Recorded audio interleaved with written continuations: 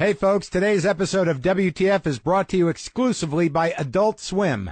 Thursday night on Adult Swim is your new comedy destination. New seasons of Children's Hospital starring Rob Corddry and NTSF SD SUV starring Paul Scheer begin tonight, Thursday, July 25th at midnight. So do that. Be there at Adult Swim on your dial. Do they still have dials? Oh shit.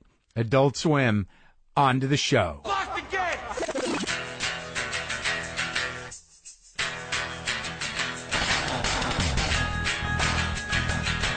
All right, let's do this. How are you, what the fuckers, what the fuckstables, what the fuckadelics, what the fuckalupaguses, what the fuckids? It's me, Marc Maron. This is WTF. Welcome to the show. Thank you for joining me. Today on the show, a very thrilling and electrifying and amazing guest, a woman who I love dearly. Judy Gold is in the garage. Did I just almost say studio? Have I become, am I that guy? Now my garage is a studio? It's a garage. I almost said studio. What does that mean? Wow, I'm getting lofty. I'm getting, I don't know if I'd say cocky, but for a second there, I almost said in my studio. This is the garage. It's always the garage. It has microphones, has a table. Doesn't look like the inside of a garage, really. It never has. I guess it is my studio. But that doesn't have the same ring. The garage, man. Anyway, a studio? No. It's a garage. Judy and I were comics together in New York. She's always been, we have an odd relationship. She is a tall Jewish lesbian with an incredibly outgoing, bordering on intimidating personality. And I am a, normal-sized, aggravated Jewish straight man. And we, not that I'm stereotyping or classifying in any way, her and I have always had a very specific dynamic. A very specific dynamic that I think you'll hear in this episode of WTF. She is here in Los Angeles. If you are in Los Angeles, her one-woman show, The Judy Show, My Life as a Sitcom, is at the Audrey Skirball Kennis Theater at the Geffen Playhouse through August 18th. Go see it because Judy is a powerhouse. I mean it. Very enjoyable, very adorable, and she's aggressively adorable. I wonder what she'd think if I said that. Aggressively adorable, incredibly funny Judy Gold will be here momentarily. As for me, if you care about my whereabouts, tonight I am flying to Montreal. Tomorrow, July 26th, at the Montreal Just for Laughs Comedy Festival, I'm doing a live WTF at the Hyatt Regency Grand Salon Opera Ballroom or Showroom. That's going to feature, as of right now, Eddie Izzard, Trevor Noah, and now I'm waiting on a couple other ones. Maybe Rich Hall, maybe we'll see. But those are pretty big names so far. It's going to be a fun show. I've never talked to Eddie. I've never talked to Trevor. Powerhouse. That's my word, I guess. Mighty might be another word. Tomorrow night in Montreal, I will be at the Comedy Works for a short set. Because I'm rehearsing for my gala with Sarah Silverman. Also, the Midnight Show with Opie and Anthony, the Midnight Surprise, I'll be doing tomorrow night, Friday. I'll also be doing the Alternative Show tomorrow night with Andy Kindler. That's also a midnight show. On Saturday, I will be doing a book signing at Drawn in Quarterly in Montreal. I will be doing a headlining set of my own, a solo show at 9:30 p.m. at the Place des Arts. And then I'll be doing an 11 o'clock gala with Sarah Silverman, and then again the Alternative Show at midnight on Saturday with Andy Kindler. So that's a big bunch of things to do in Montreal. If you're up there next week, I will be at the Main Stage Theater in Chicago, Illinois, Thursday, Friday, Saturday, and Sunday. Is that right? Geez, it is. It's a long run, great theater. Come out for that. I'm very excited about that, and I think there will be books for sale at that show if you're interested in that kind of thing. Can I read you something, though? Look. I'm going to do this today because it had an effect on me. And as some of you know, I'm not as thorough as I might need to be when I talk about things or when I talk to people. Many times I make reference to things that I don't know about or that I'm a little off about, but I'm certainly not in the business of hurting people's feelings or making things difficult for other people. or even causing anybody anxiety for that matter. Look, if you sit there and you listen to me go like, oh, come on, Maron, you fucking knew that. Are you kidding me? You didn't know that, Maron? And, you know, it's a general thing that everybody knows. That's one thing. But, you know, in terms of people that are struggling to do their thing and put their mark on the world and express themselves, I certainly am not in the business of making it difficult for them. For instance, I got a couple of emails, honestly. I guess this is an apology. Today's apology day. I guess a few sculptors got their feelings hurt because of my David Sedaris interview. I condescended or trivialized the art of sculpture.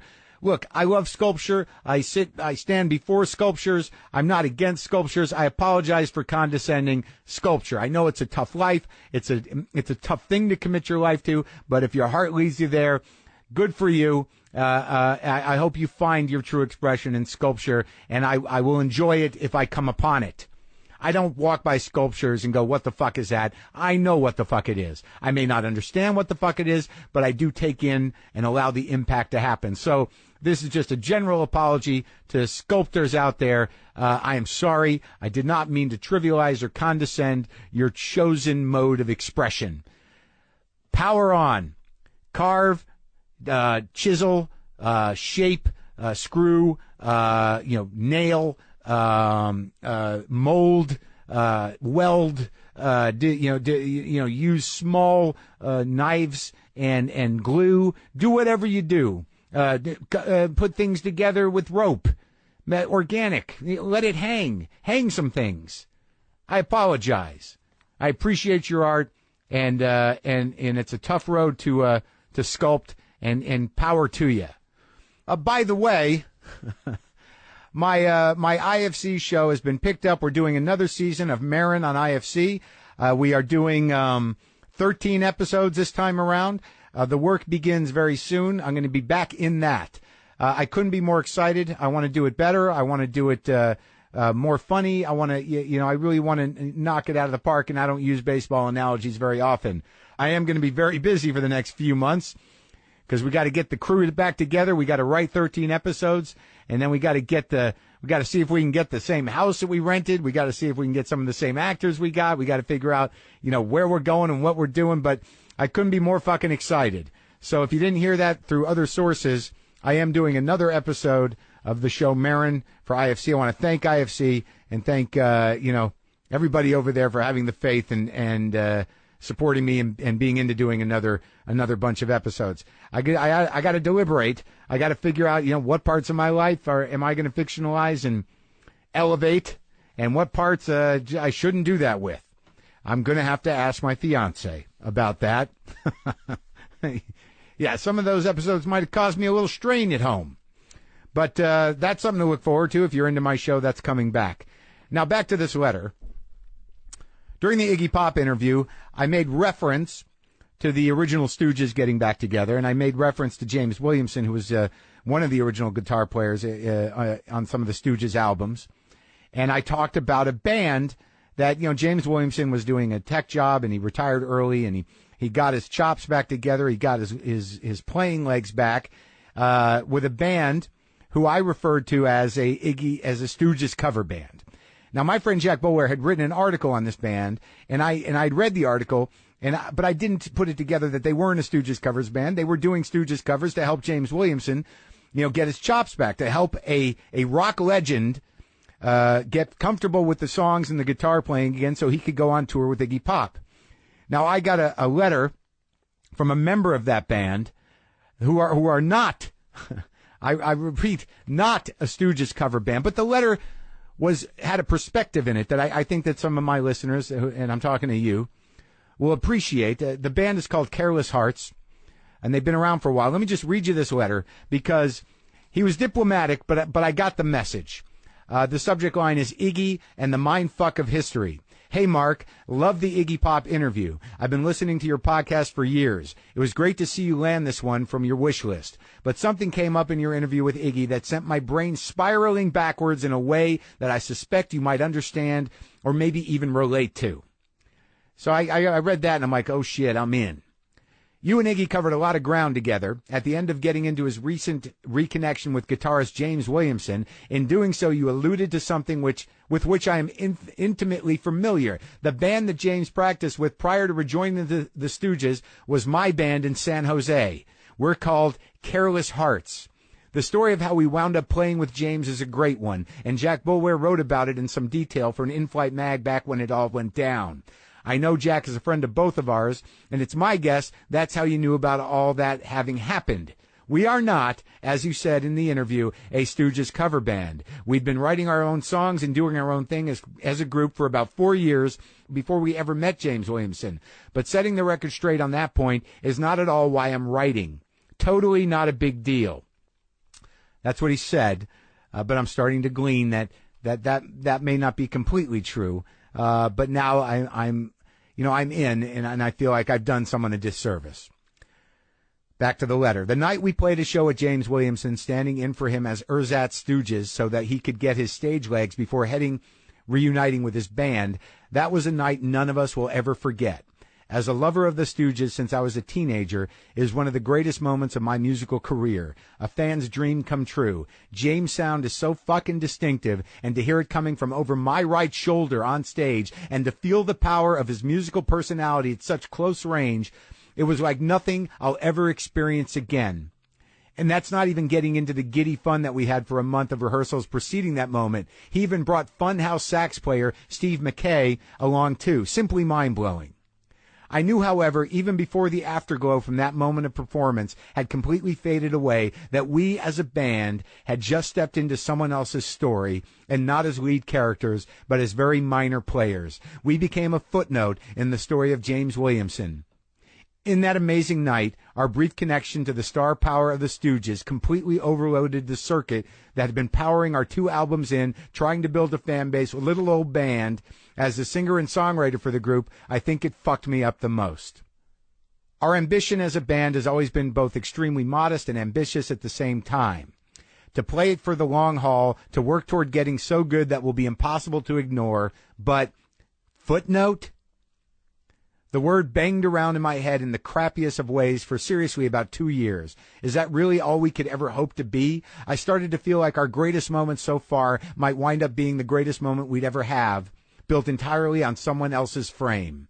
I didn't know how to make sense of what we'd just gone through, all the really nice recognition and sincere accolades we got for being a one-show-only Stooges cover band, like a python swallowing a whole goat. It's taken us some time to digest what our footnote moment really meant. We kept writing, we kept playing, and eventually pushing this thing damn uphill started to make sense to me again. For one thing, I started writing songs that incorporated what we learned from James Williamson. Careless Hearts, before playing with James, was an old 97/Steve Earle Axis, well to the countryside of the rock spectrum. But playing a full set of Stooges songs helped me reconnect with the ecstatic current of full-on rock, and that made me want to write more songs in that vein. Not everyone who was in the band at that point agreed, unsurprisingly. So it has taken us a while to find a new voice, one that makes sense in the new reality of our band and moment, but I think we're finally getting there. We're back again on the slow climb out of mediocrity and obscurity, but I think we've got a better chance of creating something of real value now. True or not, I have to believe that, and I do. Squaring who we are now as 30/40-something adults playing rock and roll and having it not be some kind of a joke, we owe a lot to what bands like Iggy and the Stooges are showing us is still possible. The way I see it, we had a moment where the light of public attention shined on us, and we were simply not yet good enough for anything lasting to have come of it. If you don't learn from shit like that, well, then I guess you don't deserve to. It's hard to hold yourself up against legends for comparison, but people are choosing from the entire history of recorded music every time they put something on. You have to take that seriously or you don't stand a chance. I'm sure the same is true in comedy, painting, or whatever. And I might add sculpture. Anyway, hearing that moment of your interview with Iggy brought a lot of that initial anxiety and neurosis slamming right back into my head. I thought you might appreciate the story. I've really enjoyed the way you uncover the inner lives of creative folks on your show, so sharing a little of mine with you felt pretty natural. Careless Hearts did just record a brand new album, release date still TBD. I'll keep you posted. All my best, man. Still totally love your show. Paul Kimball from the Careless Hearts. You know, it's hard to do what we do. It's hard to do what you want to do creatively. And like I said to Paul, I certainly didn't want to cause you any tsuris, as we say in Yiddish, as I slowly ease into the Judy Gold portion of this show. But good luck with the band. I hope this new album is great. Let me know when it's out. And, man, I am sorry. You are not a Stooges cover band. You are the Careless Hearts from San Jose, and you will rock, and you will transcend. All right? That's my vote of confidence, Paul. Now back to the rest of yous. Get to Judy here in just a second, but I wanted to make clear to you something. Today's show is brought to you by Adult Swim. And if you didn't realize it, Thursday night on Adult Swim is where you want to be for an amazing night of comedy. It's the place where you can see shows from the creative minds that brought you Human Giant, The State, Stella, and Wet Hot American Summer. New seasons of Children's Hospital starring Rob Corddry and NTSF SD SUV starring Paul Scheer begin tonight, Thursday, July 25th at midnight. Now, I'm very proud of my show, Maron, and I'm glad we're doing more. So when I saw this promo copy saying Children's Hospital and NTSF have the funniest cast on television today, I got a little defensive. I mean, I've got a funny cast. But when you look at the cast lists of Children's Hospital and NTSF, it's pretty hard to argue. You've got Rob Corddry, Paul Scheer, Rob Hubel, Ken Marino, Rob Riggle, June Diane Raphael, Megan Mullally, Martin Starr, Henry Winkler. Come on, Henry Winkler, the Fonz, come on. So, yeah, those are funny casts.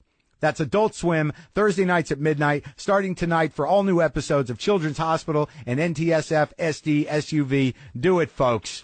Go there on your remote. What else do I want to say about Judy Gold? She's got nachas. That's what we say. That's what we say. I think I'm actually getting Jewier. Let's go now to my conversation with Judy Gold.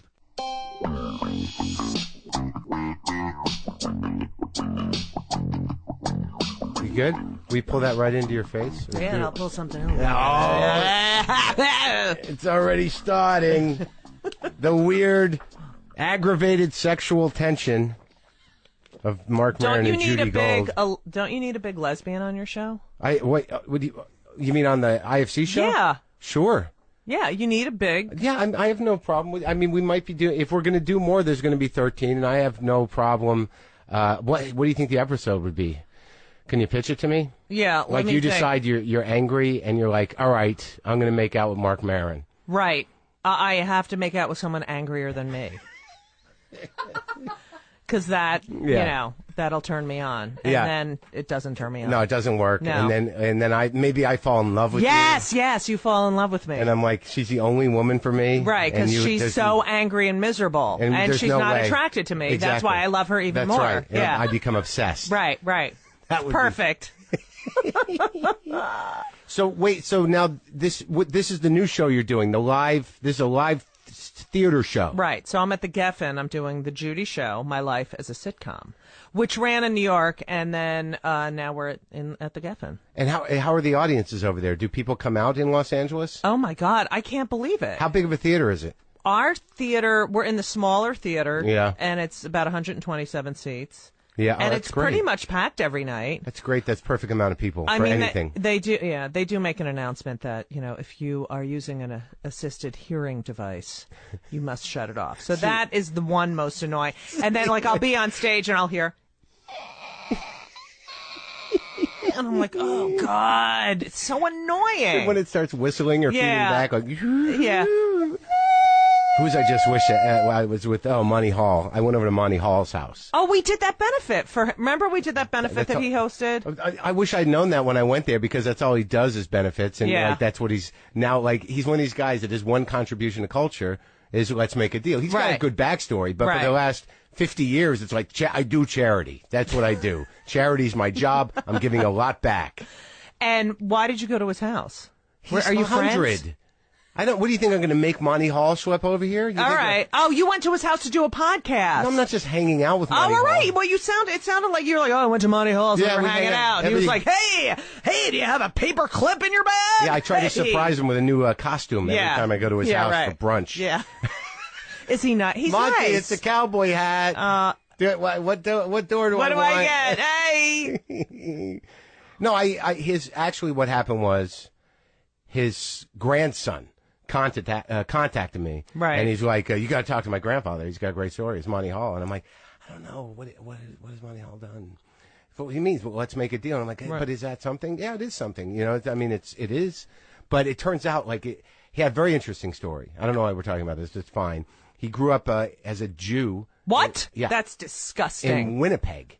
Oh, yeah. You know what? My rabbi, when I was growing up in New Jersey, was from Winnipeg. There's a lot of Jews in Winnipeg. David Steinberg's from Winnipeg. Yeah. He's a Jew. No, I know. There's a lot of Canadian Jews. They're different, though. They don't seem to have the same. There's no.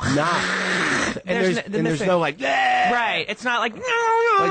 Like Michael Rotenberg is a Jew. David Steinberg is like the least aggravated Jew in the world. Right. I mean, the name should have some punch. Right. Exactly. Whereas how come it's not coming out of his mouth? Because like I understand they don't wake up in the morning with a voice going, "You suck, you suck, you suck, you suck. I hate you, I hate you, I hate you." That's or you're going to get sick. You're going to get sick and not be able to pay for it. Right. I thought that was only mine. Wow. No. I remember, like, when I first started doing stand-up. What year was that, Judy? Well, the first time I ever did it. You started like the same time, right? Right. But I did it in college in about 1982. What college? Rutgers. My father went to Rutgers. Really? DBT. Really? That was a sad trip down memory lane when I drove him. He wanted to go look at Jersey City, where he grew up, and I'm like, just stay in the car. Right. And then we go out to Rutgers to his fraternity house, and he's wandering around looking for a picture with him, and it was tragic. Oh, Jersey City's nice now, though. That wasn't at that time. Right. So, all right, so you're at Rutgers. What do you major in at Rutgers? I major in music at Rutgers. Doing what, singing? No, piano and clarinet. I played clarinet in the orchestra, but I was basically piano and, like a general music major. Like, I thought I would teach music. You wanted to be a music teacher? Shut up. I think that's... My parents wanted me to be a music... There's still time. Oh, please shut up. My parents wanted me to be a music teacher. What did your parents do? Who decides that? I don't know. What Jews say we would... Judith, you should be a teacher. I come from a whole family of teachers. Oh, really? You should be a teacher. That teaching. My grandmother was a teacher. My aunt, my cousins. Your mother? My mother was a secretary. Your father? He was a tax attorney. Wow. CPA That's some exciting and lawyer. stuff. Oh, God, fascinating. And he wrote the tax laws for the state of New Jersey, so it's even more. Oh, my God. Yes, the book. Your friends must have said, can I come to dinner at your house yes, just for your father's story? It was incredible. Really incredible. Are they both still alive? Exciting. No. My father's dead. Yeah. He died swimming laps and in 1990. God. And Where? At the house? No, with the swim club. I hated that fucking swim club. Florida? Where? No, it was in. They never left right New in New Jersey? Jersey. Yeah. So it was. I hated going there because I was not popular, and all the bitchy asshole, cunty girls were there. Were you on a swim team or is this? No, but my mother was like, Judith, come to the swim. Come to the swim club. You gotta come to this. And I'm like, I hate everyone. Why am I have to walk around in a fucking bathing suit? No, I'm not going to the swim club. So, and then, of course, he dies at the swim club. And then my mother's 91 in August, and she is in the Hebrew Home for the Aged in Somerset, New Jersey. Really? Mm-hmm. The Hebrew Home for the Aged. Right, because she's Jewy, Juman, Jubil. Yeah. Do you go over there? All the time. Really? How are the other people? That must be a nonstop entertainment. I have to tell you. Yeah. There are some really interesting characters there. Of course. And they have really great stories. A lot of Holocaust survivors and everything. But those are hilarious. The stories. And the Auschwitz. Yes. Look at my number. You can still see my number. Right. And oh God, I'm hungry. No, I'm not. I'm not hungry. I play the number on my arm in the lottery every week. But they're interesting. I mean, I went there. Why? It's dark. Like a Holocaust survivor playing the number from the tattoo and the lottery. Maybe dark. it would work. It's funny, it wouldn't be dark if they won the lottery. Yeah, I hit and twice. then they said, "Fuck you, Hitler." Yeah, all right. You fucking asshole. Yeah. I'm a millionaire because you piece of shit. All right. So right, anyway, so you're at the home with the Thanksgiving nursing home. No, it was Oh, Passover. Passover, right? And first of all, it is all these. We're sitting at the table. It's my mother, 90. Mm-hmm. Her friend Shirley, 95. Mm-hmm. Her friend Molly is 100. Her friend Hilda is 100. 100. And it has the most 100-year-olds in anywhere. Lucid, though? Lucid? Yeah. Molly wouldn't stop. Like, during the Seder, she could not stop singing Dayenu, like the whole, Dayenu. I'm like, Molly, shut the fuck up. Anyway, and the rabbi is, like, sitting at another table, and it's the most boring I can't even tell. Hey, the Jews, and then we left Egypt, and then we walked, and then we did the roses and the bitter herbs. He did the whole thing. And he's like going on and on. Yeah. And all of a sudden, the Yeah. woman at the next table Yeah. yells, "I just peed!" And then Shirley at my mother's table says, "And everyone has to know about it?" And the rabbi, not stopping at all. And we're going to take the bitter herbs and we're going to put it in the salt water and we're going to eat it, the bitterness of the... I just peed. I couldn't believe it. And then, of course, I had to sing the 4 questions because I was the youngest one there. I'm not kidding. So you had to, Ma Nishana. And my mother's like, oh, look at Judith. She is so terrific. But, yeah, so that was... What town in New Jersey did you grow up in? Clark. I don't know where that is. Exactly. And you don't want to know where it is. No, but I grew up in Pompton Lakes. Do you know where that is? No, where is that? I don't know where it is. It's in Like, what's near it? Wayne. Oh, yeah. Yeah.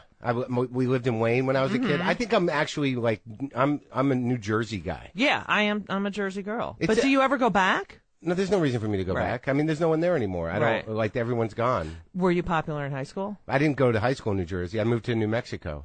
So I was You were there till... like 6 years old, 7. But my grandmother was always there. I always went back. Right. I wasn't that popular in high school. Were you? No. 0. No, not at all. Were you angry? Were you trying? Were you? I was living in a fantasy world of like, get me the fuck out of here. I can't. You have to come see my show. I'm gonna come see your show. I was very tall. My parents were old. Yeah. How old were they when they had you? 41 and 48. Uh-huh. And we were not fancy schmancy at all. No siblings? I had a brother and a sister. How are they? Snorefest. Yeah. And my brother's an accountant. My sister works in an insurance company. It was like, and then I was like in the house going, what the fuck is wrong with all you people?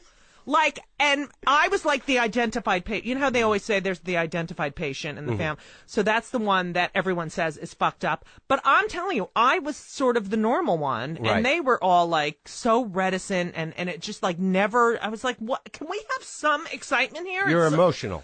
Right. Yeah. And so, so I was very unpopular. I was really tall. I was in the marching band. It was like You were in the perfect marching storm. band? Yes, it was terrible. And were you repressing all the current anger you have? I mean, were you like in the halls of your... In the halls of my high school, I could not, I mean, literally, from class to class, Bigfoot, Sasquatch, I was like constant. And if I walked in a classroom late, that was even worse because they would yell it in front of the teacher. And it was constant. But I wasn't one of those people, like, of course I slunched over and I was like, oh, what does it have to happen to me? Yeah. But I knew somewhere inside that these people are fucking assholes. Yeah. And there's a whole other world out there and I'm getting the fuck out of here and fuck them. Did you yell at them back? No, my mother always said, Judith, ignore them. They're jealous. I'm like, Mother, not jealous, okay? I'm gigantic. I'm in a fucking marching band uniform. They're not jealous of me, okay? They're pipsqueaks, Judith. Don't. And I wouldn't say anything. I really wouldn't. But in my head, I would be like, fuck you, you fucking asshole. Oh, it's dumb awful. shit. Yeah. What else did you do? Did you date? No. Nothing. I didn't go to the prom. Did you go to the prom? Yeah. You did? I was able to I could move through worlds. I was not an outcast. Yeah, I was really. I was funny then, so I had friends in all camps. See, that's the thing. I was funny, but only the people in the marching band knew it. And the choir. Yeah. It was just. So you had friends. I had a small group of friends, all complete outcasts. Yeah. The gayest guy ever, who I don't even talk to anymore, but it was like. On purpose or just because I don't talk to anyone. Yeah. Right. And he was beyond gay. Yeah. I mean, like stereotype 101, like Yeah. Barbara Streisand. Yeah. Did he know he was gay? Oh, please. I do, but Yeah, I think he knew he was gay. But then when he told me, you know, I forgot. I think we were like 18 years old. So he Yeah. was like, I'm gay. And I'm like, duh. But, I just don't you know, know, like it's like a sometimes big there's a thing. natural gravitation towards camp, and they don't know they're gay yet. Like They don't want to admit it. It's Right. like everyone, I think gay people, as a gay person, Yeah. like, you know, like, look, people say, when did you know? I knew when I was 3 that there was something different about me, that I wasn't like everyone else. But 3? 3, definitely 3. I was cutting my hair. I wanted to look like a boy. I made everyone really? call me Ringo. And my grandmother's like, Judith, why are you cutting your hair off? But I just wanted to do boy things. I had no desire to play with dolls and I knew that there was something different about me and that I was more attracted to like I had different feelings about the girl. But like, you don't know until you're an adolescent and you become a sexual person. Right. Oh, that's what it is. Well, and then in the 70s, you do not tell anyone, you know? Right. But who were the people that were your heroes, like as an adolescent? What was the things that were sparking, your hero worship or sexuality? Well, there were, my first big crush was Barbara Eden. Oh, yeah. Remember? Jeannie. Yeah. Yeah. Couldn't be more Gaisha. Yeah. I have and I just loved her. I thought she was the most beautiful thing. And then, of course, like teachers. And then, then, of course, I was the Jewy, Barbara Streisand. And, I loved Joan Rivers, too. I loved outspoken. Yeah.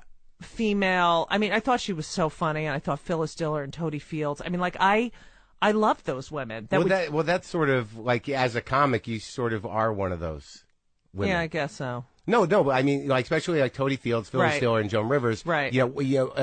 Because a lot of people try to characterize female comics as this or that, but I mean, they were aggressive. Right. Yeah, and there was, you had to reckon with them because they were dealing with an industry that was completely unsympathetic and uninviting to women in general as stand-ups, and all of them were killers. They were amazing. Sophie Tucker. I mean, yeah. And then, as I got older and I learned about Frances Faye, I mean, she was fucking unbelievable. Yeah. And it's, it was those women that I would watch them and I would be like, yes. I had the same thing happen to me when you watch comics, is that they had a way of handling themselves. Right. Of taking on the world, having a point of view, not taking any shit. It's empowering. Right, exactly. It is about not taking any shit or taking the shit. Yeah. And reprocessing it. Yeah. And throwing it back in your face. Have you spent time with Joan lately? I haven't seen her in about a year and a half or so. Because I just, I was, neither here nor there with the current manifestation of Joan Rivers. Right. Because there was and I went and did her show where you sit in her bed. Yeah. She's lovely. Oh, my God, she's a delight. I mean, she's sweet, and she will talk shit about anybody. Anybody. And I got to get her in here. I mean, without even much provocation. Right. But the greatest thing about her is when people talk shit about her, she's like, thank you. Yeah. Thank you. I love it. Thanks so much. Got more Twitter followers, got more, she's just a genius, and she writes so much, and she does not stop. I mean, I think she's amazing. It's weird because even with the plastic surgery and stuff, I'm like, yeah, it's all right. Yeah, because some people, like my girlfriend, she's always like sort of like, she had work done. This person had work done. Right. So what? I mean, I have a mother who's like, I don't even know what she looks like. What did she have done? There's something always going on, but it's pretty tasteful. I mean, she doesn't do the filling the face thing. So when did you first go? When did you first act on your girl love? Do they call it that anymore? I don't know. What do they call it? Lesbo. I don't know. I was 15. Yeah. Mm-hmm.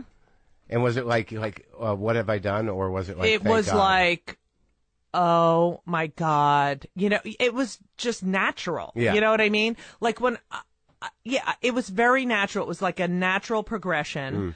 It was a complete secret. It went on for a couple of years till we graduated high school. Yeah. And, sneaking here, sneaking there. My mother once caught us, and she walked in the room. I'm like, we were just playing Ouija board. What are you talking about? We were playing Ouija board naked under the. I did. Ouija board. Yeah, Ouija board. All games. I know. That was what I came up with. We were just playing Ouija board.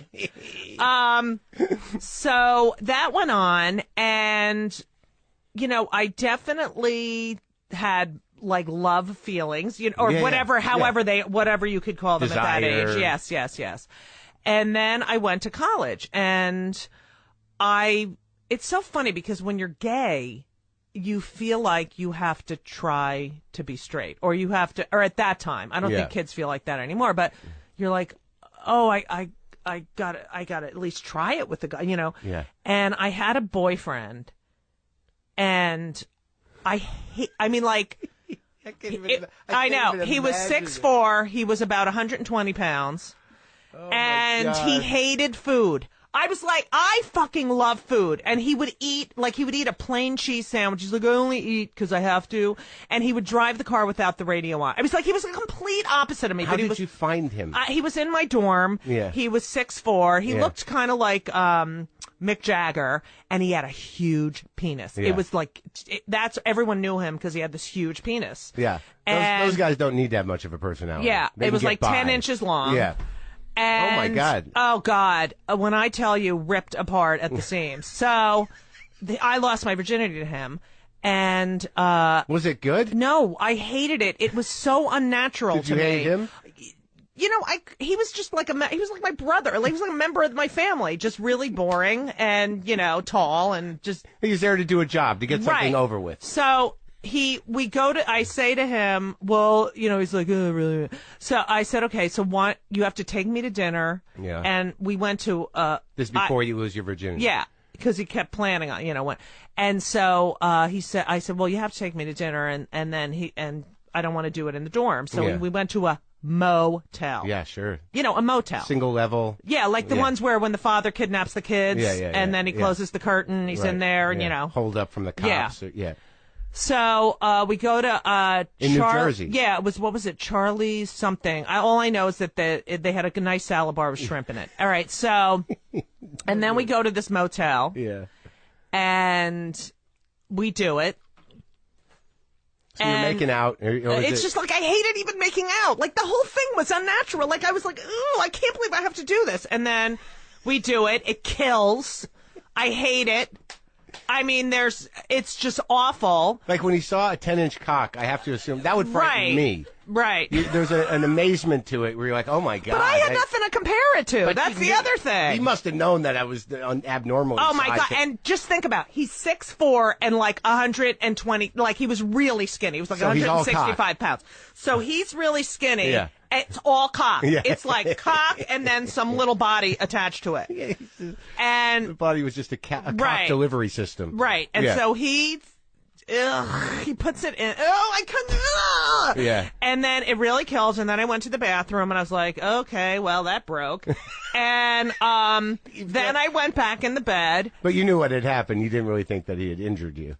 Well, no, I was like, I knew, yeah. And then I go back in the bed. And I forgot what TV show was on. It was some sitcom or something. Yeah. I was like, oh, good, that's comforting. Yeah. And then he doesn't like hug me but then he was like, oh, we can do it again. I'm like, no fucking way. And then the next day was the Simon and Garfunkel concert in Central Park. Yeah. And we went and I couldn't sit. Because you're oh, it killed so much. Not fun. Yeah, I couldn't sit. I was like leaning against a tree. And so that was my first. And then, sounds great. Yeah, it was really romantic. Yeah, yeah. And there was shrimp and in a hotel. Motel. Sorry.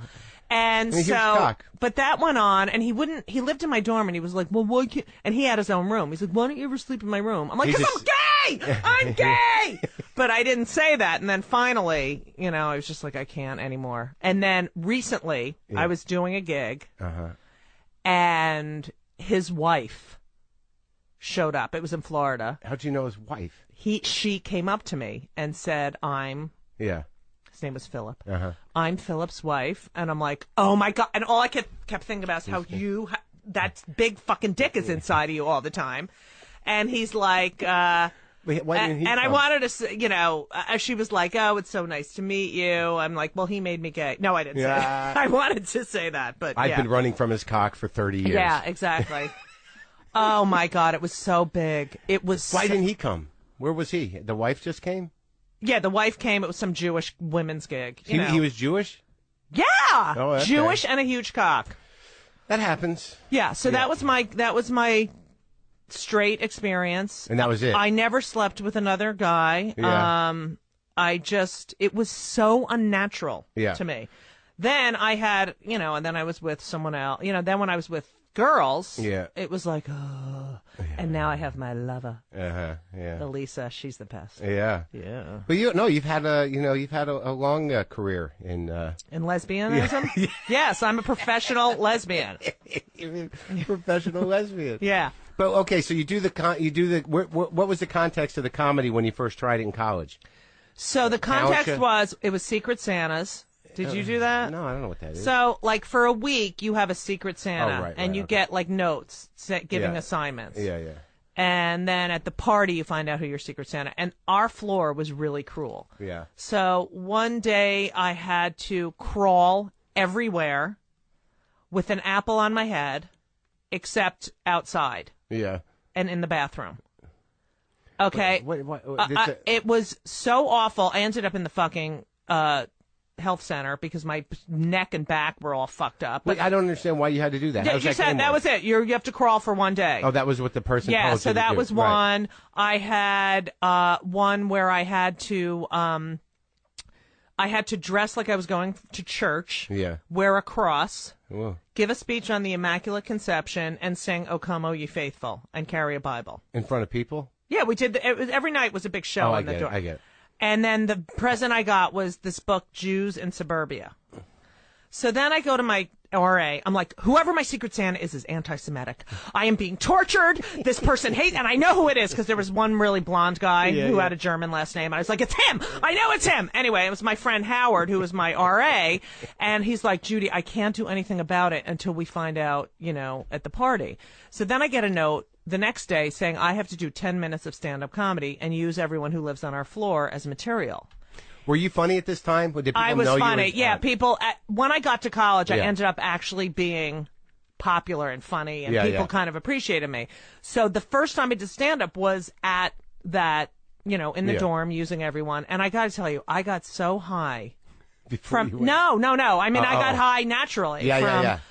And it was amazing, and it turns out my friend Howard was my Secret Santa. The guy you went up to? I was like, my Secret Santa, the guy that made me sing "O Come, O Ye Faithful," wear a cross and everything. Yeah. So, but that was the first time I did it, and then I was hooked, and I would go out. I think there was this place called the Charter House, and it was like a fish restaurant, but they were doing, in the 80s, sure. Probably a Roger Paul gig. Yeah, everyone was doing stand-up. Yeah, everyone. So I did it for a few times, and then on Mondays I would go to Catch Rising Star and try to get on, and that was when Adrienne Tolsch was booking, like she would do the Monday nights, and I would see Belzer hosting, and it was like an amazing learning experience. But I was a sophomore in college, so that was when Rick Newman was running the place still. Yes. And Horrible Louis Ferranda was the bartender. Right, Louis Ferranda, that's right. And then I stopped going because I wanted to graduate, and then I moved to New York. Who else did you see? Like Larry David? I saw Larry. I remember Larry Shakes.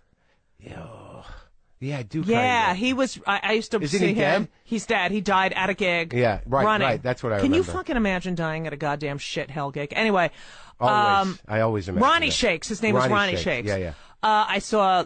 Yeah, I would see Larry David. I would see Larry Miller, Joy Behar, Susie Essman, Paula. I mean, everybody was there. That club was Seinfeld. That place made comedy hot. I mean, the Improv was like.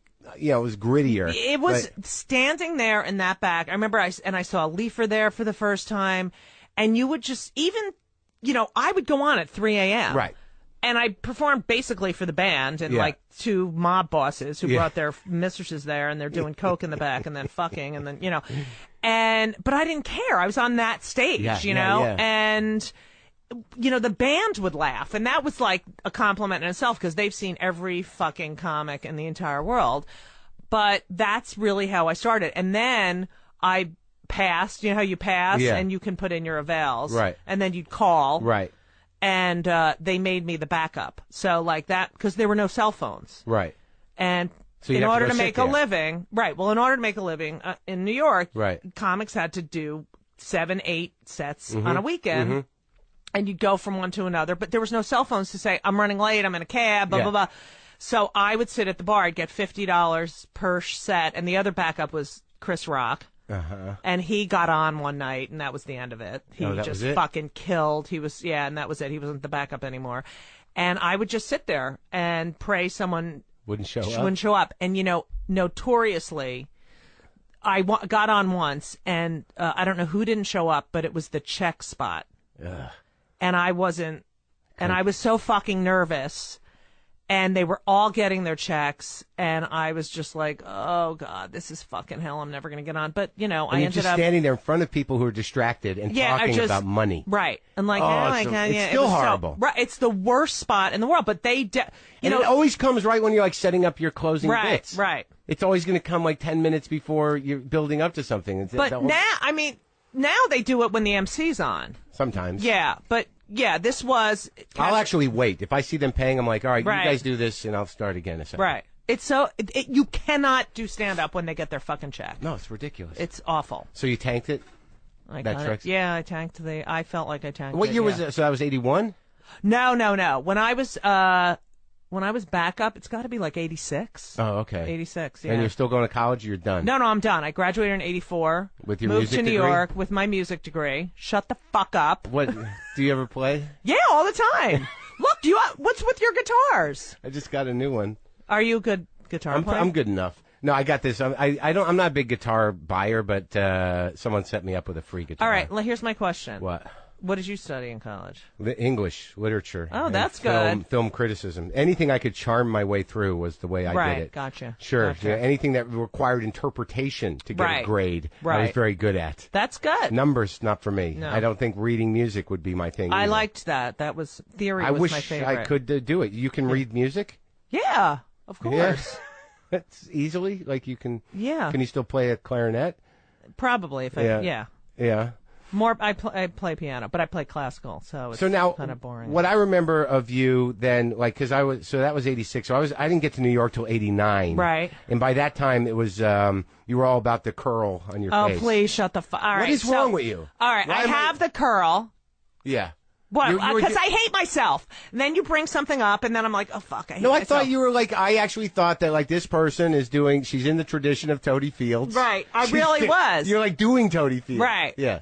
I had a little curl. I had the spit curl. I actually had it because I put it there. I was in a scene in my acting class that took place in the 20s, and I had a little, and then, what's his name? Who had the curl here? Someone had the curl on the top. Anyway. Like Lenny and Squiggy. I don't know, but I thought, I'll keep the curl. It's a little, look at her. Yeah, it's a hook, no pun intended. Yeah. And it was so stupid because I would fucking have the curl, like I'd be at the beach, and I have the curl, and then I have a tan line of a curl on my face.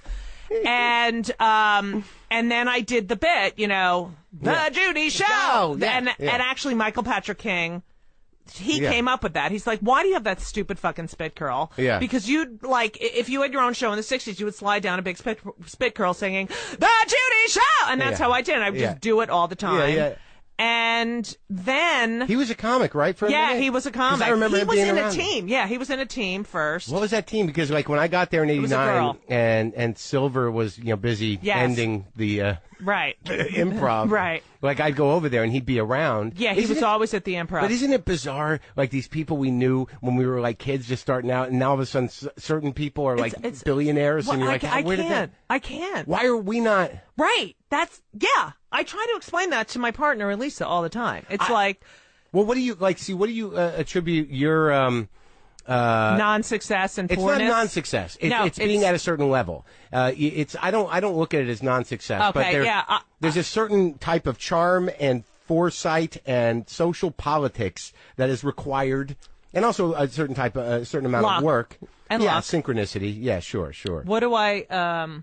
But because I don't see you as a failure, but I feel like we have both been just fighting it out for all these years. I definitely relate to you when I am not a failure because I do make a living. Yeah, exactly. But do I want to be rich? Yeah, I have one fucking bathroom and 2 kids. What do I attribute it to? Did you burn bridges? No, I never burn. I'm overly loyal, even when I have bad representation. Mm-hmm. And I think having a family. Yeah. Kind of, maybe stopped a little momentum, and I also think being a lesbo. Yeah. I came out in the 90s, in the mid 90s, and Yeah, so it wasn't. I don't know. But you never. But your act was never specific. You never. It wasn't until I had kids, until Henry was born, and I was like, I got to talk about my family. Right. You know. So that was 96, 97. So, but I think it's because we're very intense. Yeah. And we have a certain energy. Really? Well, I've mellowed a bit, but when I look at my stand-up and stuff, yeah, that there's a menace to it. Right. It's not sort of like, let's just sit back and watch Judy Gold. It's like, hold on to your chair. Right. So it's, like I've said it on stage where I'm like, I'm not everybody's idea of a night out. Right. Right, yeah. Yeah, so I always felt like, but I can't turn that down. What are you going to do? Right, I am who I am. I mean, I think the beginning, I don't know if you did this. What? But in the very beginning, when I started getting representation, they started telling me, do this, do that. Like what? Dye your hair blonde, straighten it. Don't ever go on TV with curly hair. I'm not kidding. Really? Yeah. Who said that? Too Jewish. And these were Jews telling you that. Oh, always. Non-Jews would never fucking say anything like that. And then, and I would hear that in the back of my head, instead of being like, fuck you. This is who I am. And it took a while. Made you more insecure than you were already. Right. So it was, oh my God, maybe that'll work. And it's like, you don't realize until you get to a certain age that, fuck you. Yeah. You people have jobs, then you don't have jobs. You're in the business. You're out of the business. This is what I do. Don't fucking tell me what to do on stage. Mm-hmm. You have never been on stage. Like, I have to say, the people who have done stand-up, like the Chris Mazzilli. Do you know Chris Mazzilli who owns Gotham? Yeah. He is so good to comics. Right. Because he has done stand-up comedy. Right. And he gets it. Right. The people who tell stand-ups how to act, what to say. No. Yeah. You have no right to do that. Well, they used to do it. I mean, it's weird when you watch those you watch a documentary on Woody Allen. Yeah, I was just thinking that too. Like Rollins and Jaffe, where they take these raw guys. But then again, back then there was only it was a much more intimate business. Right. And there was sort of an angle to it. Right. But but by the time we got into it, I'm surprised that they told you anything because my manager, basically eventually what they tell you is like, I don't know what to do with you. Oh, yeah, that's what it all involves. You're a very specific type, Judy. Yeah. Very specific. That's what I get. Judy, you're a type. I'll push for it. Every fucking job I get goes to a black person. Really? Yes. Yes. You go out for what? I go out for things. I mean, I have to say, I can tell. All right, so... so they want some sort of over-the-top, aggressive, loud. Right, but I'll audition and then we're going it'll another go. direction. Yeah. So let's see. Everybody Loves Raymond. Right. So they had this part. The name was Judy. Mm-hmm. 35, really sarcastic, can't stand Ray. Yeah. Partner of what's his name? Brad Garrett. Okay. Policeman. Yeah. So, can you fly out and read for this? Yeah. I mean, it was literally the words. I didn't have to look at the script. It was like Judy, sarcastic. All right. They wrote it for you because who wrote it? They probably knew you. Yeah, it was probably, I think it was Lou or I don't know. Guys we know. Yes. Yeah. And so. It's so, what's funny about those guys? Like, I ran into Lou on a plane. Yeah. And after all is said and done, after they make $1 billion, they're sort of like, yeah, I wish I was, doing the I know! I They're know. all like, I'm a billionaire, but God, I wish I was doing stand-up. Do you miss it? And I'm like, fuck you! I have one fucking bathroom. Here, take my gig. I'll live in your fucking house. Anyway. Exactly. Just give me a little bit of your money. Right. You just put a little and here, take my gigs. You can do them for me. So they said to me, could you, and I was, at that time I was one of the producers of the Rosie O'Donnell show, and I said to Rosie, can I just fly out? The TV show. Yes. Yeah. Can I fly out for this audition? And I literally came in, I took the 7 a.m. flight. Mm-hmm.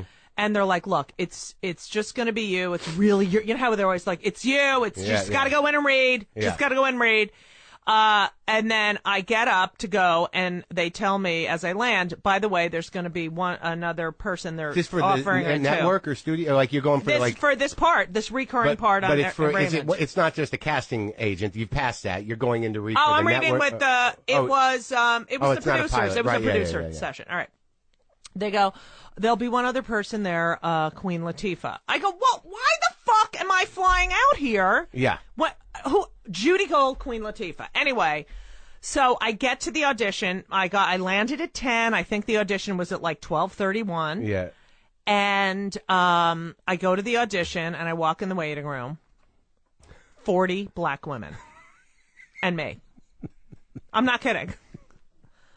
I was like, really? I go in. I read. It was like, couldn't have been more perfect. Yeah. Leave. Yeah. Get on a plane. Yeah. Go back home. Yeah. Get up to go fucking, produce Rosie. I had to be there at 7 a.m. Yeah. Sherry Shepherd. She got that part. Then, this is the whole history of my career.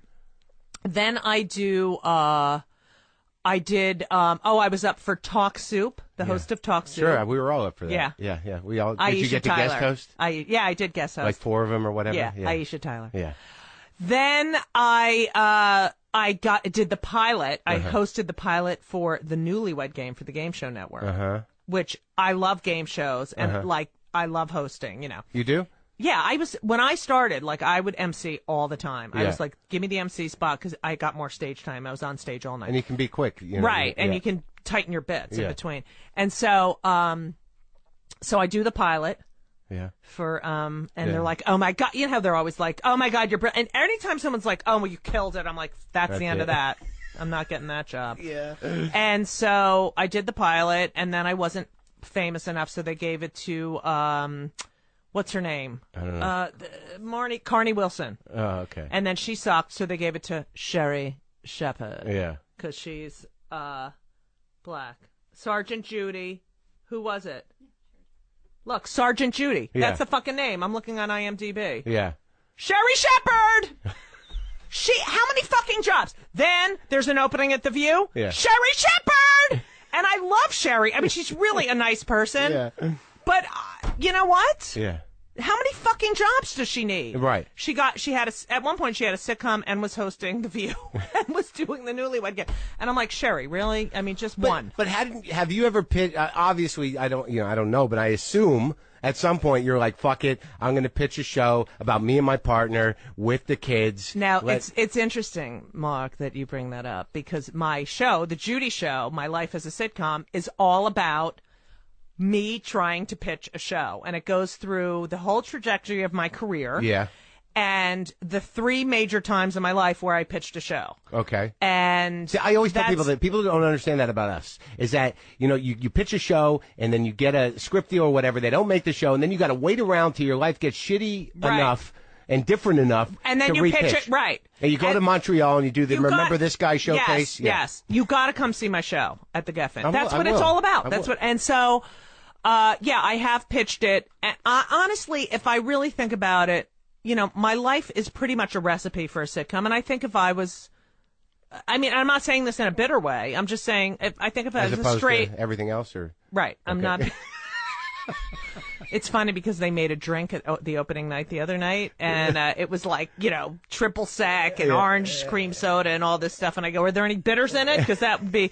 But I do believe that if I was a straight white male, I think I would have had a better chance, pitching my life story. I mean, because it's like, think of my life. I share custody. I'm divorced. My ex-partner is way more. Has way more money than I do. Really? Okay. Yeah. So she has a 3-bedroom, 3-bathroom. I live in the 2-bedroom, 1-bathroom. My brother goes through this. My brother's right. So she's way more successful, and I'm the artist. Well, you chose to be an artist, Judy. And my mother is out of her mind, really hilariously funny in a nursing home. So I'm dealing with an aging parent, divorce. Elisa, my partner, is great, and there's she's basically their stepmother. 6.5 years. And you were with the other one for 20 years. Yeah. I remember her. Yeah. From the clubs and stuff. Yeah. And I remember when you first. I think I met your kids even. Yeah, you did. Point. Yeah. How about how when we went on that? Do you remember the Comedy Cellar? Yeah. They had the boat ride. Horrible. And I go on, and you're like, "This is my wife," and I'm like, "I didn't even know you were married." Yeah. Well, I don't. That remember was which one was it was the number one. Oh, I think she just adopted a kid. We don't talk. It's interesting when you get divorced and there are no kids, you don't have to ever talk to them. I know. And we have to talk. I tell that to Elisa. Yeah. I have to talk to her all the time. Is it bad? No. It's okay. Do you think it's bad? No. It's not bad. All right. Well, that's. I mean, it's just annoying. I don't know how people deal with it. I am so aggravated. I am so panicky and anxious all the time. I don't have children. Now I'm going to marry this one.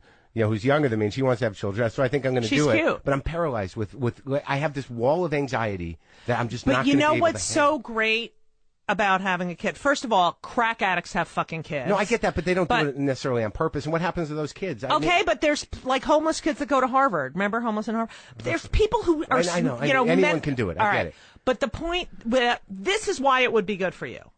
Because you have a child and you can't focus on yourself 24 hours a day. Yeah. And you realize, oh my God, there's someone else who's depending on me. A strike of terror. No, but that's what's so great about it, because you're done. Yeah, I'm done with myself. I have to I'm say, exhausted of me. Right, it's boring. I'm so fucking sick. Every morning I wake up in a panic, like, oh my God, my mother's gonna die. I'm gonna have no material. I have no money. I'm gonna die. I have cancer. It's like shut the fuck up. I know. And then you realize that it's just when all of a sudden you think like, oh, I'm starting a new hour, and you're like, no, this is just the same emotional roller coaster that happened 20 years ago. Right. It's just getting bigger. Yeah. Don't you think it's getting worse as you get older? No, I don't have the energy anymore. Like I don't have the energy to argue anymore. Like when we get into a fight, literally I yell and I'm like, I got to sit down. I'm tired. Right. I can't. It's too much. It's ridiculous. And then you hear yourself as a 49, 50-year-old person, and you're like, this tone is coming out of my mouth. Right. This like emotionally 7-year-old fucking horrible exactly. thing. And it's embarrassing. Right. It's embarrassing. That's the feeling I have. Unfortunately, I like shame. Right. And shame compels me. Right.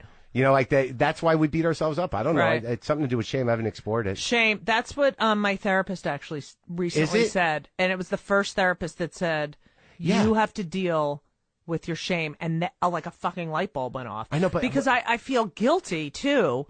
But yeah, I feel shame. But I'm trying to figure out what the fuck is that shame? Like it's a very broad concept. Like I don't walk around feeling like ashamed of myself. Right. But there's something about insecurity, and the idea that you're not good enough, and that you're going to be found out. Yeah. I don't get you and I are definitely not frauds. I don't get the like I'm a fraud thing much. I don't either. Well, if I'm going to be found out, it's just going to be like a guy that should always be crying. Right. And perhaps, in the corner, rocking back and forth. Or the bottom in an aggressive gay relationship.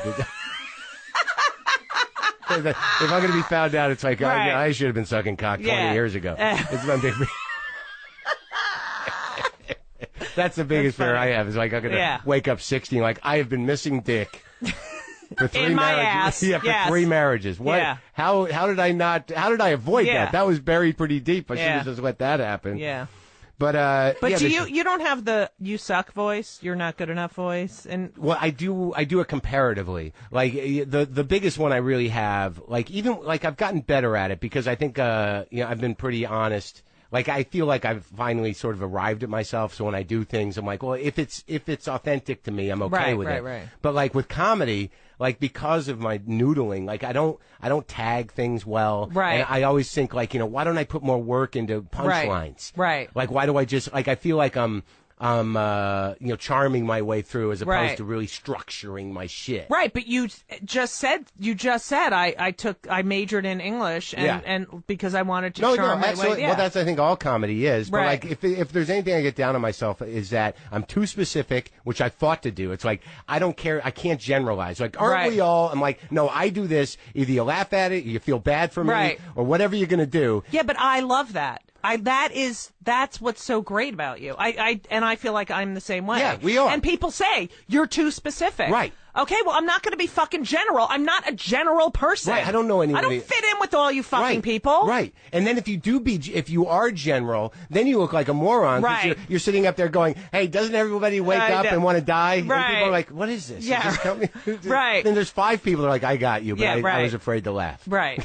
Exactly. Because my wife's here and she doesn't know that I want to fucking kill myself. Exactly. Yeah. So it's tricky. It is tricky. But I'd rather be, true to who I am. Right. Or I couldn't. First of all, the fact of the matter is, I couldn't live with myself if I did that. Like it would just kill me. I just don't know how to do it because I don't like to feel disconnected on stage. Like like whenever I have this just happened to me on Thursday night. I was in Buffalo. Hadn't happened because I've been working really hard for a year, and I just hit that wall where I'm like, I am tired of these jokes. Right. I'm tired of telling this story. Right. And I couldn't autopilot. Right. So I literally stopped in the middle of a bit in front of an audience and goes, I can't. I just say I can't. I don't know what I'm going to do right now.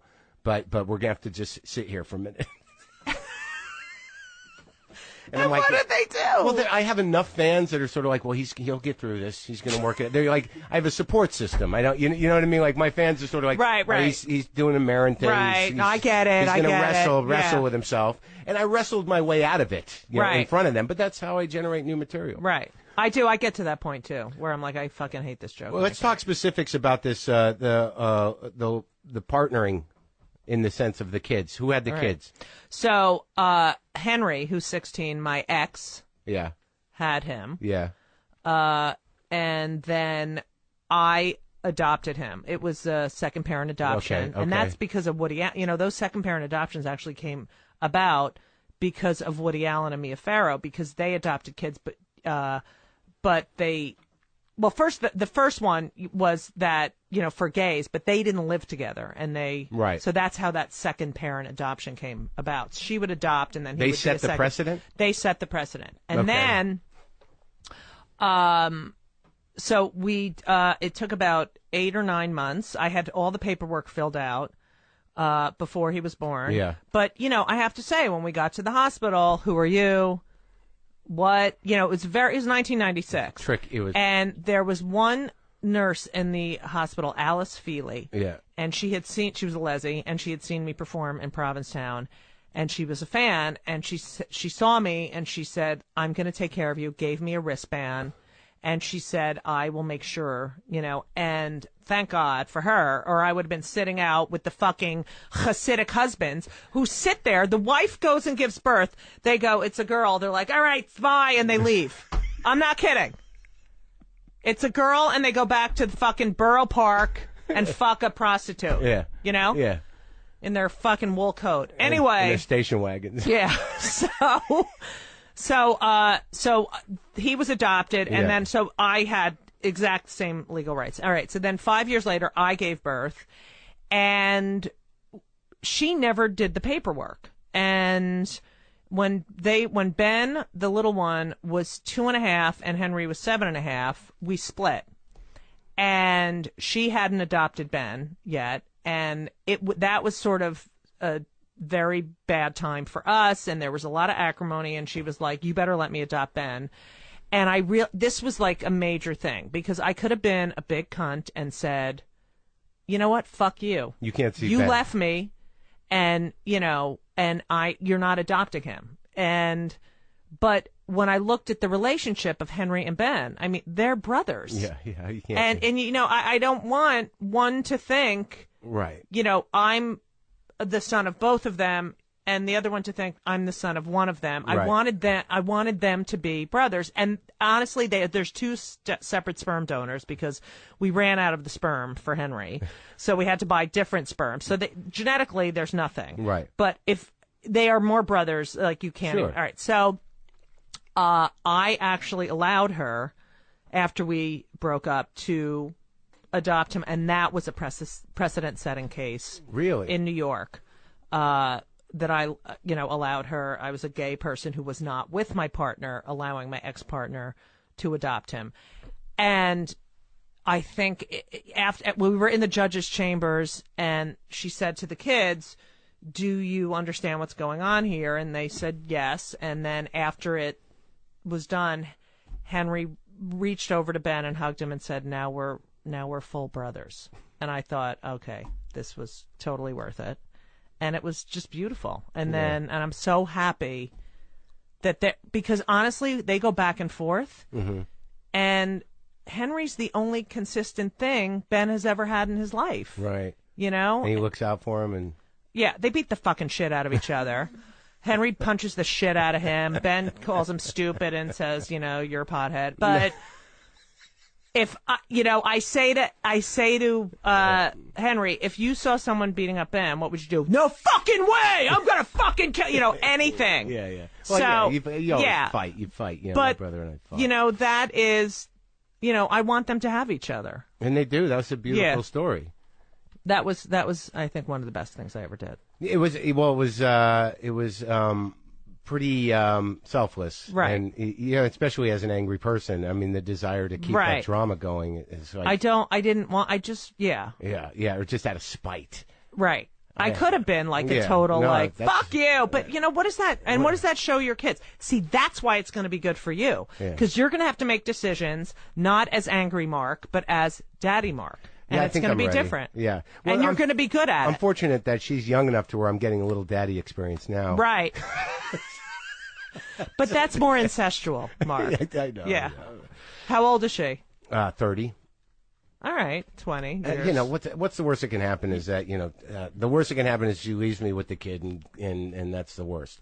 The other worst thing that can happen is that I'm too tired and old to. Right. Now, do you feel different about this one than the other two? I do. I don't think I was really even capable of empathy in the last two. I think it was, you know, we're so self-propelled. Right. You just sort of expect the person you're with to accommodate whatever fucking bullshit you're dumping out there. Right. And then when they don't, you fight. And then when those kind of fights happen, eventually they're sort of like, I don't think he cares who I am.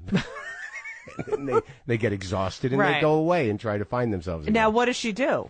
She works with autistic kids. Oh, my God, I love her. Yeah. So she's perfect for you because you have no emotion. You're just angry all the time, and it'll be great. Well, yeah, she works with emotionally abused. Right, there you go. And I'm like, great. That's perfect. Yeah, That's like Elisa. Elisa is a therapist. Yeah, right. And I want to fucking kill myself most of the time because I don't know if this is like for you, but nothing I say is benign with her. Right. It's there's always some hidden meaning behind something. Well, what I get is a lot of there's like, because with autistic kids, so much of it is is cognitive, right? And it's about sort of like behavioral. Right. So what I get a lot of is like, okay, this is you're doing this now. And I'm like, no, this is not any other time. Like, no, this is, you're going to, Ark, you're going to yell and then you're going to apologize or whatever. This is what's happening. I'm like, I'm not that predictable. And then you realize, oh, fuck, I am that predictable. Yeah, it's not like we don't do a lot of analysis. We do a lot of like, use your words. Right. Fucking shit, fuck. Use your words. Right. I'm sorry. But the best one was, Elisa and I were watching, the Olympics. It was the Federer. What was it? It was Federer and who would Andy Murray. And Andy Murray. Yeah. It was the London Olympics. Yeah. And it was a really long. Do you watch tennis or no? No. All right. So it was a really long match. Yeah. And then everyone wanted Andy Murray to win because he's a Brit, and it was the first time in 100 years. So he wins, and he drops to his knees and he kisses the ground, and then he takes off his sweatband and he throws the sweatband to the crowd. Who the fuck wants your disgusting? I mean, that is the most. What are you going to do with that? I'm going to do that after my shows. I'm going to pull out my tampon and be like, "Hey, good night, everybody." The eBay. But, yeah, like Judy Gold tampon. Who's going to bid on that first? Well, like what do we got? Like I still get my period. Anyway, but so Andy Murray wins, and he's how they run to the stands to go greet whomever. Yeah. So he's running up the stands, and I'm not making this up. And Elisa says to me, "So who do you think he's going to kiss first, his mother or his girlfriend?" And I said, "I don't know, probably his mother." And she goes, "Oh, you want to know why you said that?" I'm like, "Yeah." Because that's who you would kiss, Judy. You would leave me standing there in front of millions of people. You go and run and kiss your mother. "Oh, Mommy. Oh, please love me. Please be proud of me. Oh, I love you, Mommy." I swear to God. And then he goes and kisses his girlfriend because he's not Jewish. And then I had to listen to that fucking shit. I mean, I couldn't even. It's like she surprises me because I think she's just asking me a question. Innocent question. But it's all like, oh, that's good. See? Yeah. Nothing better than being with a therapist who uses the craft of therapy as an arsenal. Yeah, it's great. It's great. I've got everybody figured out. Right, now they will do my bidding. Yes, exactly. No, it's good. It's good. Yeah. And I feel bad that she doesn't have a mic because I'm saying things and she's right there. And I think she's cute. She seems very happy. Everybody seems very happy. She's good. She's just my all right, so I met Elisa. I was 44. This is the right relationship. Like, I feel like I'm finally old enough, and I know. What's weird is that, and I've noticed this, I don't know if maybe you guys can help me out, is that, I feel like on some level I do deserve to be punished for my past behavior. Right. And maybe that's part of the shame thing, but I don't think I was a good man, with the other two. Right. and for very specific reasons that were selfish. And this one will, call me out on that shit and does not tolerate much. And, as a childish person, you want to stomp and yell, but but if you just sit with the pain of like, well, this is a two-way street, and she's a person, and not just there to coddle me. Like, I'm learning a lot. And the other thing is, it's like we'll be in the house. I live in this fucking tiny apartment in New York, and like something will happen with the kids, and then I get, can you come here for a minute, please? Yeah. What are you doing? What are you doing? What are you saying to them? Do you understand that you're engaging? I'm like, shut the fuck up! I'm a bad parent. Let me just be a fucking bad parent. Oh God, it's annoying. So do you get in terms of like being out and being vocal? I mean, do you feel that like what's gone on with the Supreme Court? I mean, are you active constantly? I've been an activist. I really have been in marriage equality and anti-bullying and all that. I've been pretty out and, yes, and I've done a lot of work for marriage equality. And when Prop 8 actually passed, my kids and I went down to the Columbus Circle they had right by the Mormon temple with my friend Bob Smith. He wrote up these signs that we carried, and so little Ben was carrying a sign that said, "My 2 moms can beat up your 14 wives." And because it was the fucking Mormons that spent I mean fucking whatever, who gives a shit. So I have been an activist for gay marriage, and I do think this, and I have actually, Edie Windsor, who is the plaintiff, I have been talking about her in my act for about 5 years. And she came to my show, and she saw herself on the screen and everything, and so we spoke, and I spent the afternoon with her. She's the most incredible person. And then we just saw her at another event in New York, her and Roberta Kaplan, her lawyer. And Roberta was telling us what it was like to stand in front of the Supreme Court. It was amazing. And Edie Windsor is such a classy, and it's so incredible. But, look, thank you to the federal government.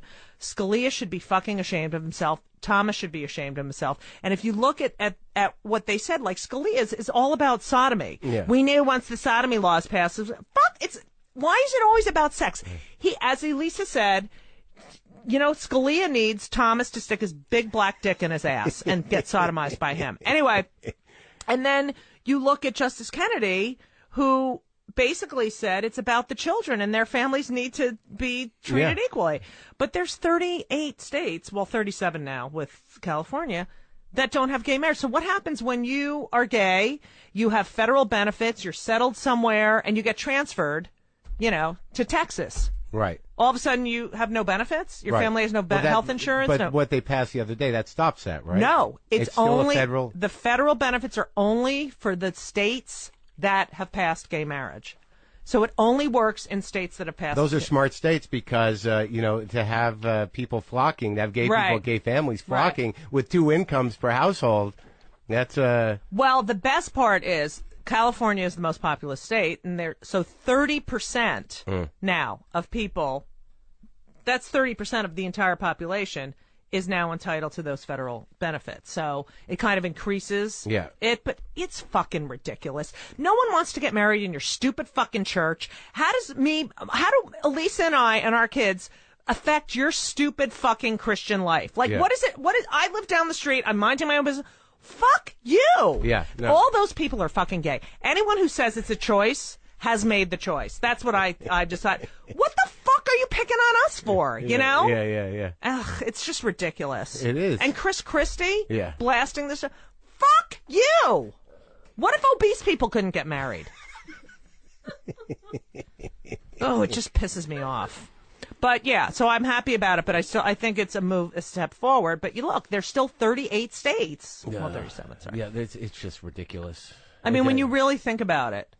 I feel the same way. I just don't get it. I mean, why are people even thinking about it? Right. Like, I mean, the future will be a better place if people can be comfortable. Right. And actually have a shot at happiness and not feel ashamed of themselves. It just becomes all sexual. Like, when you think about it, honestly, if you break it down, which I have said in my act, Jerry Sandusky has more benefits than me because he is married to a woman. Yeah. And he has 1,128 rights. Like, they have all protections under the law. Eric Menendez got married in jail. He has more benefits than me. It's a criminal. It's beyond. Yeah. So this show that you're doing now, what are you hoping for?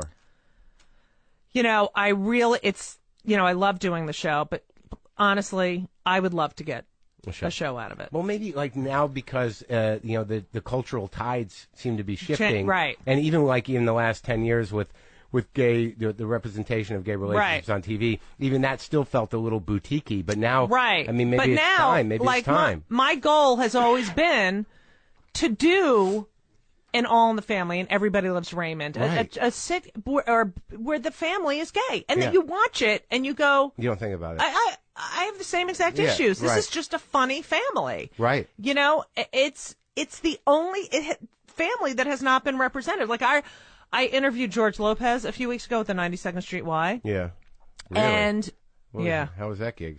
It was. Can I interview you there? That would be awesome. Yeah. Have you been interviewed yet? For the 92nd Street Y? Yeah. No. Oh my God, they would. I'm pitching. Pitch it. All right. They love you. Anyway, so I do this funny people thing. I've interviewed Whoopi and all right. Anyway, so Louis Black. It's really been fun and joy. And so I'm interviewing George, and I'm wondering how is this going to be. I read everyone's books before I do it. I'm not one of these interviewers who's like, and you're like, fuck you didn't even read my book. Yeah. But I said to him, which was really interesting, and what was great about the interview was he also acknowledged that his biggest regret was his, marriage breaking up, and that he lied. He said, I'm not going to lie anymore. I have lied my whole life, and I'm now not lying anymore. And it was pretty intense. And then I said and he was the first Latino family on television. And I said to him, George, my kids are from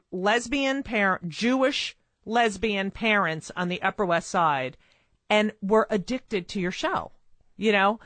And it had nothing to do with that they were a Latino family. It was a family. Right. And it was, and that is my point.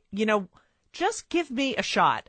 My life is a perfect recipe for that kind of show. I mean, and it's funny that it's such a traditional genre, and yet it's not. This family is quote unquote non-traditional. But when you really see it, it's funny. And have you taken meetings about it? Not yet. I'm hoping that you do. I mean, we have in the past, but yeah, okay. I'm starting. Well, I love you. It's nice talking to you. Oh my God, I love you so much. I've seen your penis. Remember you showed me your penis? Oh my God. What it was at a club, right? Yeah, you were. I don't know what you were doing. I think you were going to the bathroom, and it was but now that I know about Philip, I feel ashamed. No, yours. I like yours better. All right, good. It was too big, the other one. Well, now that kind of you give it and you take it away a little bit. Yeah. Yeah. I mean, you like mine better because it was smaller. And it's more bitter and miserable. All right, thanks. I love you. I love you too. All right, bye.